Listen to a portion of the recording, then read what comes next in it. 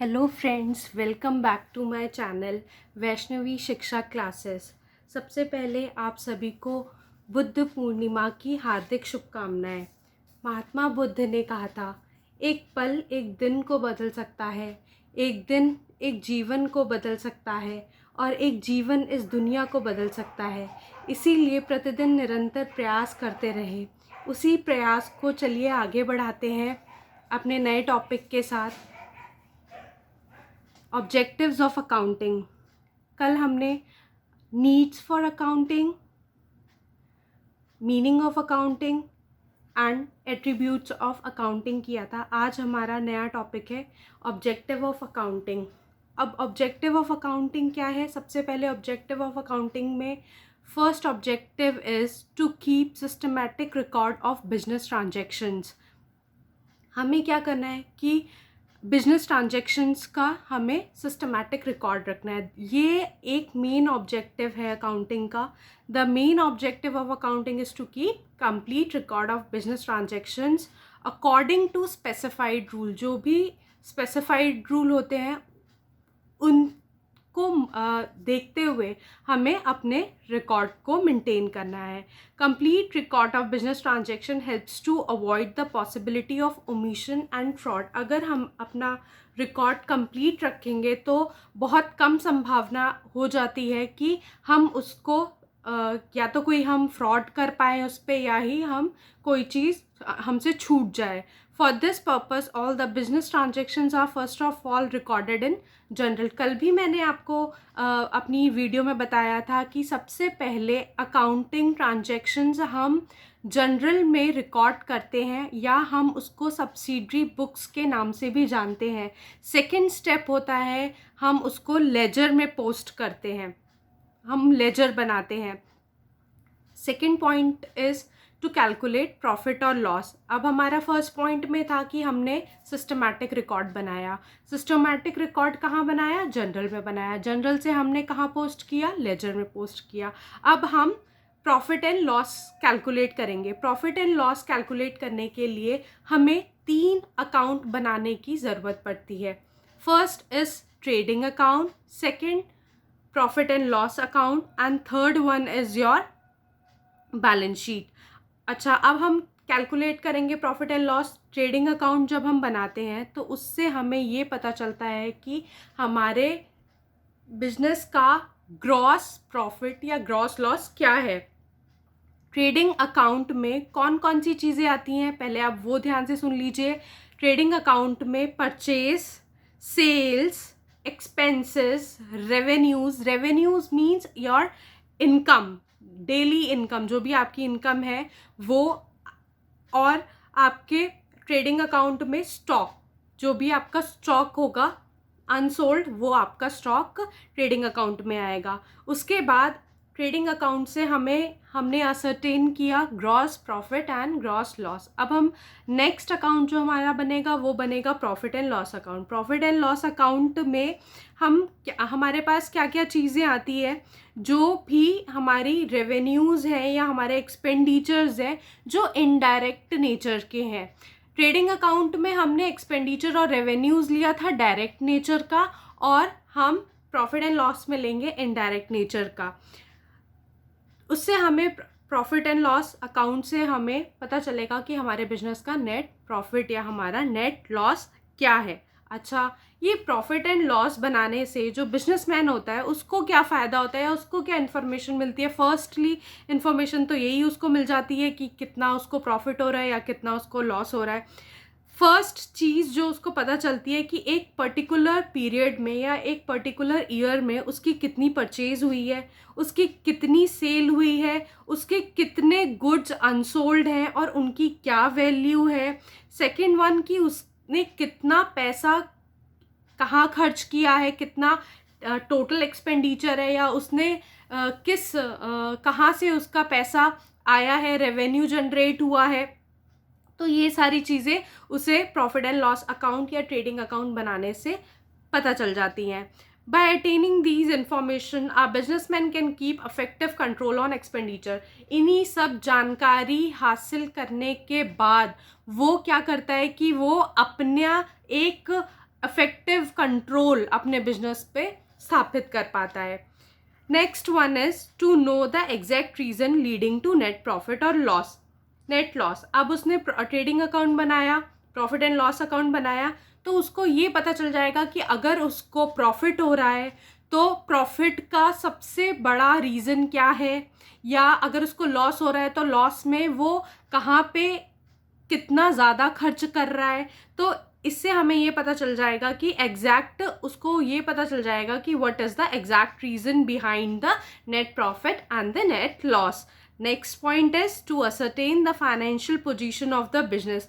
Financial position जानने के लिए बिजनेसमैन बैलेंस शीट प्रिपेयर करता है। बैलेंस शीट प्रिपेयर करने से उसको पता चलता है what is the exact value of the financial health of the business, कि उसके बिजनेस की कितनी फाइनेंशियल हेल्थ है। For this purpose after preparing the profit and loss account a statement called balance sheet is prepared which shows the assets. अब balance sheet में क्या चीज़ पता चलेगी हमें, the value of the assets, कि उसके पास जितनी भी एसेट्स है उसकी वैल्यूज़ क्या है, and the liabilities and the capital on the other hand.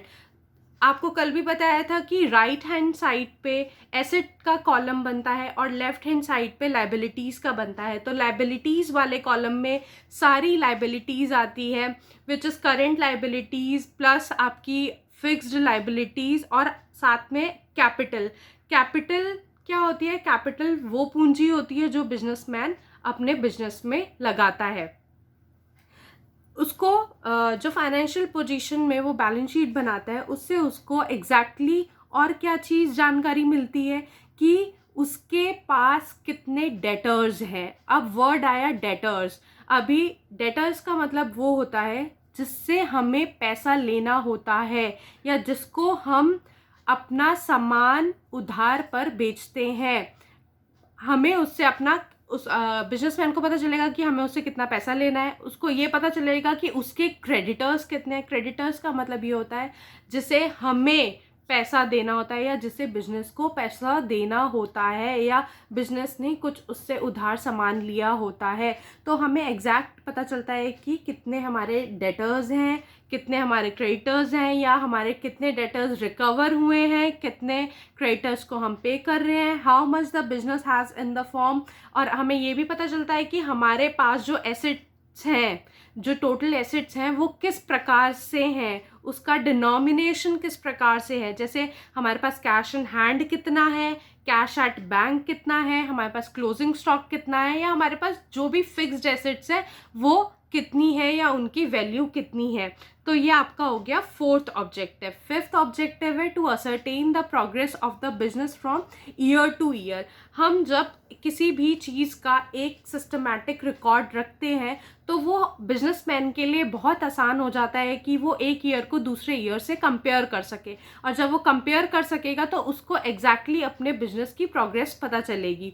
तो फिफ्थ पॉइंट से आपको ये पता चला कि ऑब्जेक्टिव ऑफ अकाउंटिंग मतलब अकाउंटिंग बनाने से क्या फ़ायदा है। अकाउंटिंग से ये फ़ायदा है कि हमें अपने बिजनेस की ईयर टू ईयर प्रोग्रेस का पता चलता है।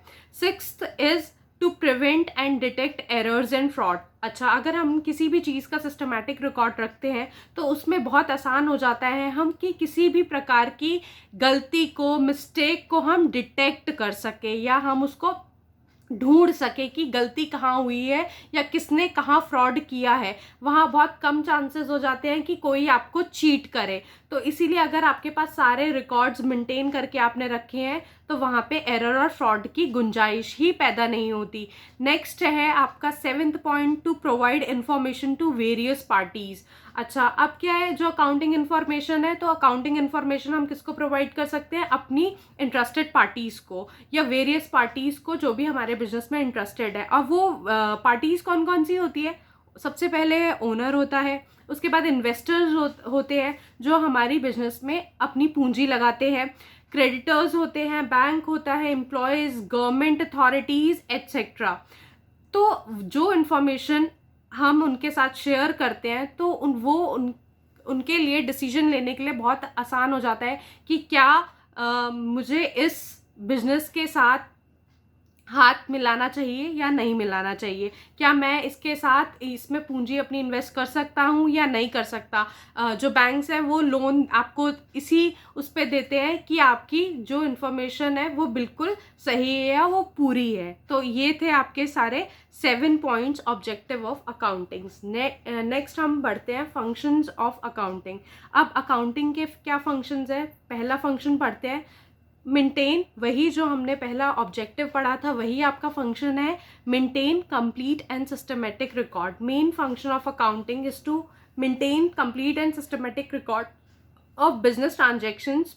हम उसको क्या करते हैं, सबसे पहले हम रिकॉर्ड करते हैं।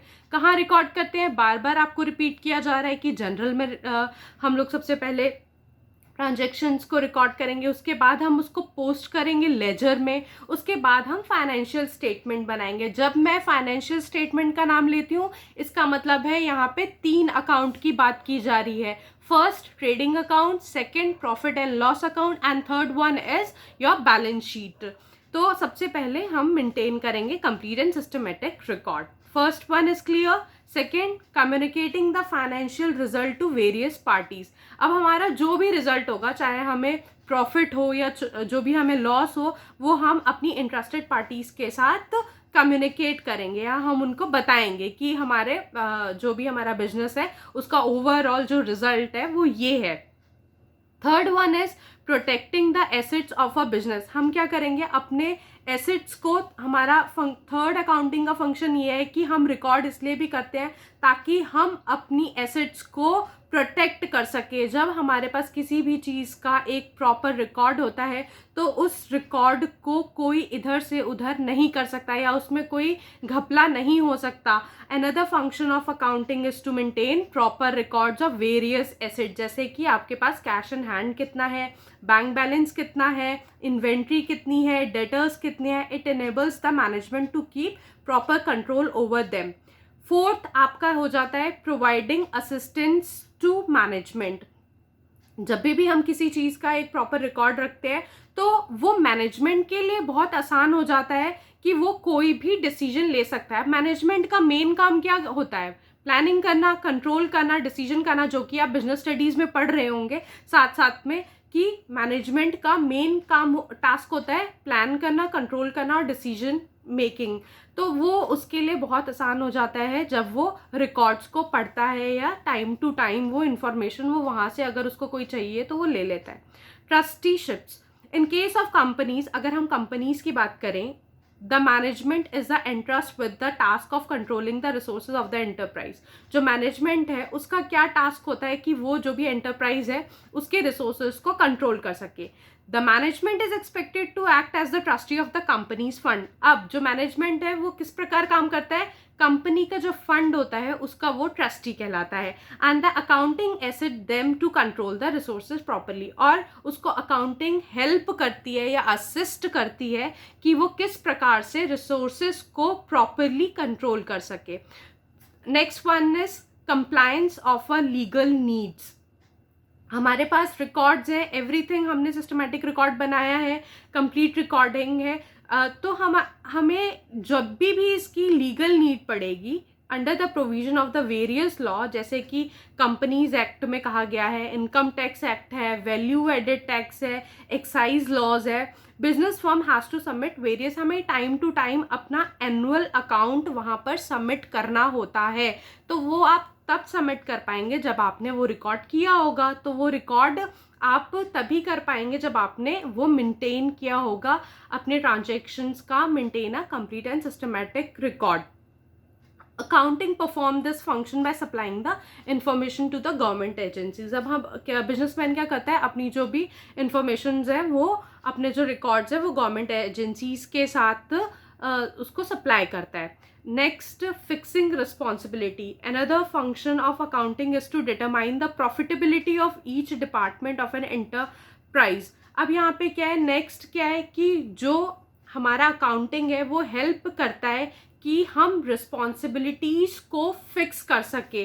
It facilitates the fixing of responsibility of each departmental head. हमने सारे अकाउंटिंग रिकॉर्ड्स बनाए, अकाउंटिंग रिकॉर्ड्स बनाने के बाद हमें ये पता चला कि कहाँ पे हमें लॉस हो रहा है, कहाँ प्रॉफिट हो रहा है, या कौन से डिपार्टमेंट को और मेहनत करने की ज़रूरत है, या कहाँ हम सुधार लेके आ सकते हैं। तो इस प्रकार से हम एक रिस्पॉन्सिबिलिटी फिक्स करते हैं। तो these are the functions of accounting. Next हम बढ़ते हैं book keeping, accounting and accountancy. What is the difference between book keeping, accounting and accountancy.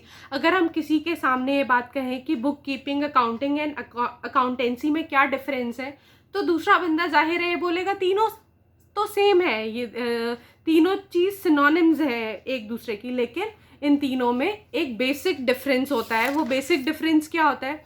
सबसे पहले हम स्टार्ट करेंगे बुक कीपिंग का, कि बुक कीपिंग क्या होती है। Book keeping is an art of recording business dealing in a set of books.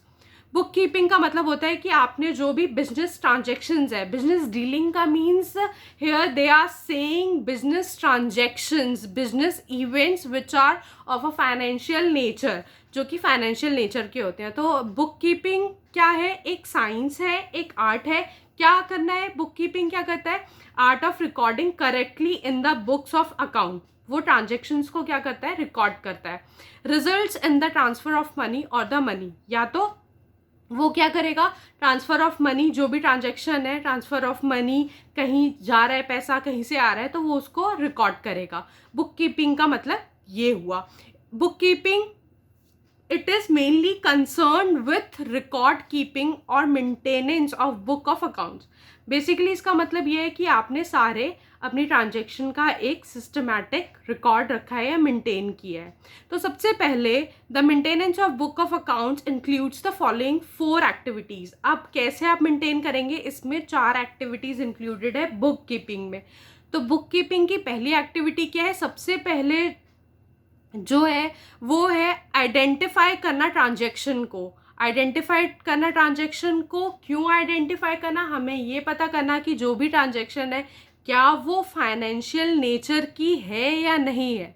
अगर वो फाइनेंशियल नेचर की है तभी वो रिकॉर्ड करेंगे हम। Second one is measuring the identified transaction in terms of money. अब जो आपने फाइनेंशियल ट्रांजैक्शन को आइडेंटिफाई किया है, क्या वो मनी टर्म्स में हम उसको लिख सकते हैं या आइडेंटिफाई कर सकते हैं? फिर हम उसको मनी टर्म्स में मेजर करेंगे और वो हम रिकॉर्ड करेंगे। Third one is recording the identified transaction in the books of original entry. फिर हम उसको ओरिजिनल एंट्रीज में रिकॉर्ड करेंगे। Original entry means we are talking about journal, हम जनरल में उसको और सब्सिडरी बुक्स में हम उसको रिकॉर्ड करेंगे। Fourth one is classifying them into a ledger. फिर हम उसको क्या करेंगे? लेजर में पोस्ट करेंगे। सेकेंड स्टेप क्या होता है? जनरल में सारी एंट्रीज रिकॉर्ड करने के बाद हम उसको लेजर में पोस्ट करते हैं। जो बुक कीपिंग है वो एक रूटीन और क्लरिकल इन नेचर है, जिसे परफॉर्म करने के लिए एक किसी भी व्यक्ति के लिए लिमिटेड नॉलेज ऑफ अकाउंटिंग काफ़ी होती है। अगर किसी भी व्यक्ति को अकाउंटिंग की लिमिटेड नॉलेज है तो वो बुक कीपिंग का काम कर सकता है। तो नेचर कैसा होता है बुक कीपिंग का? Clerical and routine. अकाउंटिंग, अब अकाउंटिंग क्या है? बुक कीपिंग समझ में आ गई कि बुक कीपिंग क्या है। बुक कीपिंग का मतलब है कि जितनी भी ट्रांजैक्शंस हैं उनको आप रिकॉर्ड करते हो। रिकॉर्ड कहाँ तक करते हो? लेजर तक। Second one is accounting. Accounting starts where book keeping ends. जहाँ पर बुक कीपिंग खत्म हो जाती है वहाँ पे आपकी अकाउंटिंग शुरू हो जाती है। It includes the following activities. First, summarizing the classified transactions in the form of profit and loss account and balance sheet। आपने क्या किया? ट्रांजेक्शन्स जो भी आपने लेजर में की थी या जो भी लेजर में ट्रांजेक्शन्स हुई थी, अब आप उनसे क्या बनाएंगे? प्रॉफिट एंड लॉस अकाउंट बनाएंगे एंड बैलेंस शीट बनाएंगे। सेकेंड वन इज आप उसको एनालाइज करेंगे and interpret the summarise result, और उसका एक समराइज रिजल्ट निकालेंगे। In other words, drawing meaningful information from. आप मीनिंगफुल इन्फॉर्मेशन निकालेंगे। कहाँ से मीनिंगफुल इन्फॉर्मेशन निकालेंगे? Profit and loss and balance sheet से निकालेंगे। Third one is communicating the information to the interested party. अब आप क्या करेंगे? थर्ड पॉइंट क्या है अकाउंटिंग का? कि आपको जो भी इन्फॉर्मेशन आपने डेराइव करी है वो आप कम्युनिकेट करेंगे इंटरेस्टेड पार्टीज़ के साथ। तो जो Does an accountant work goes beyond the bookkeeper. अब जो bookkeeper है उसके beyond काम होता है accountant का. However, in actual practice, the accounting process includes the bookkeeping function also, because on the basis of bookkeeping records, an accountant draws up periodically such financial statement as profit and loss and balance sheet etc. काफ़ी जगह पर जो book keeping का काम है वो भी accountant ही करता है. Next one is your accountancy. What is accountancy? It refers to a systematic knowledge of accounting concerned with the principle and techniques. जहाँ पे बात आ जाती है प्रिंसिपल और टेक्निक्स की, जो कि हम अकाउंटिंग में अप्लाई करते हैं, या जो भी व्यक्ति अकाउंटिंग में अप्लाई करता है उसको हम अकाउंटेंसी कहते हैं.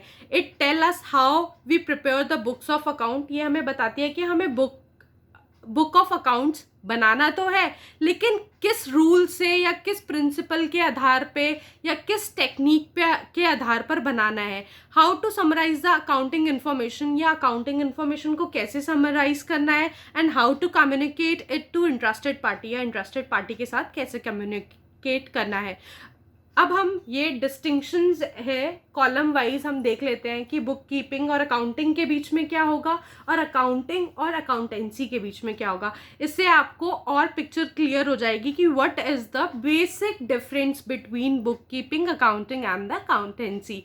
फर्स्ट स्कोप अगर देखें बुक कीपिंग का, तो बुक कीपिंग क्या है. बुक कीपिंग में दो होते हैं, इंक्लूड स्टेप्स होते हैं. First is identify the transaction of financial nature and second one is identifying the transaction of the financial nature. हमें ट्रांजेक्शन्स क्या करना है, हमें उसको ये देखना है कि क्या वो फाइनेंशियल नेचर के हैं. Second one is accounting. Accounting में क्या होता है, हम क्या करते हैं, समराइज करते हैं द क्लासिफाइड ट्रांजेक्शन. जो भी हमारे क्लासिफाइड ट्रांजेक्शन्स होते हैं उनको हम समराइज करेंगे.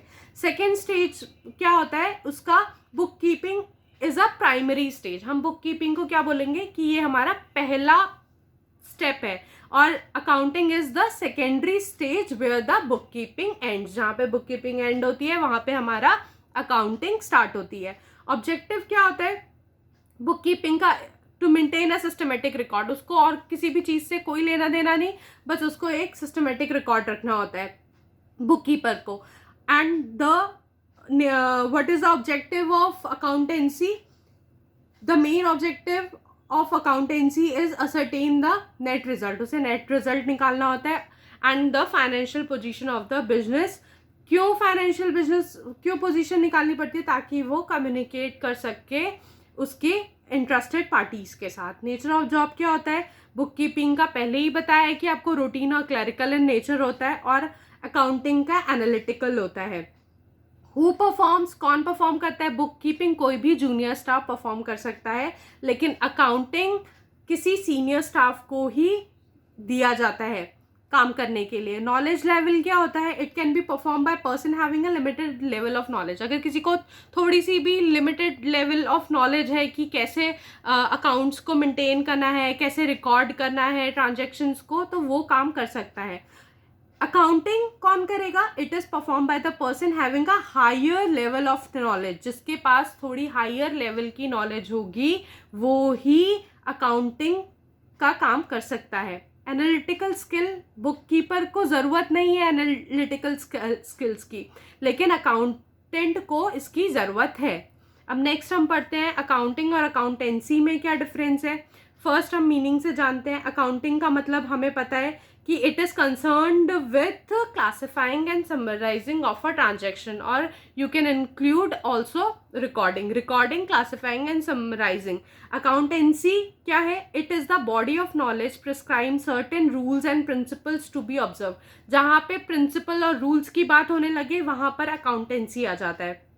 Next is scope. स्कोप क्या है अकाउंटिंग का, it is narrow in scope, और इट इज अकाउंटेंसी क्या है, wider in space, wider in scope, sorry.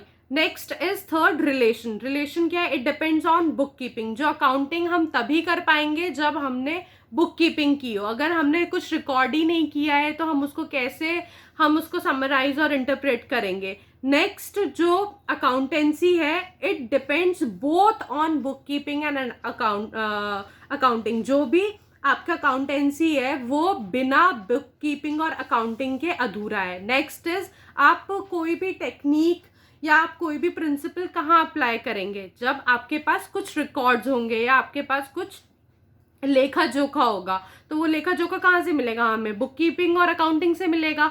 Next is function. Function क्या है अकाउंटिंग का?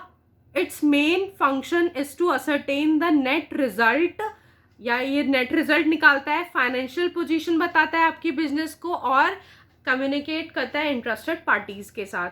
नेक्स्ट, अकाउंटेंसी का क्या फंक्शन है? It includes the decision making function also on the basis of information provided by the book keeping and accounting. जो आपका accountancy है वो एक डिसीजन लेने में बहुत मददगार साबित होता है। और किसके बेसिस पे हमें हेल्प मिलती है?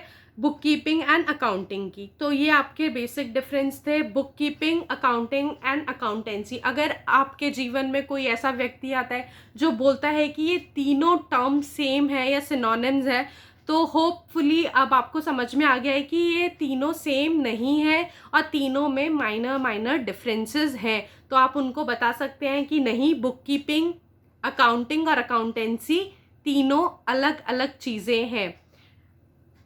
आपको क्लास अच्छी लगी हो, आपको वीडियो अच्छी लगी हो तो प्लीज़ लाइक करें, शेयर करें और प्लीज़ सब्सक्राइब करें और बेल आइकन को दबाना ना भूलें। Thank you.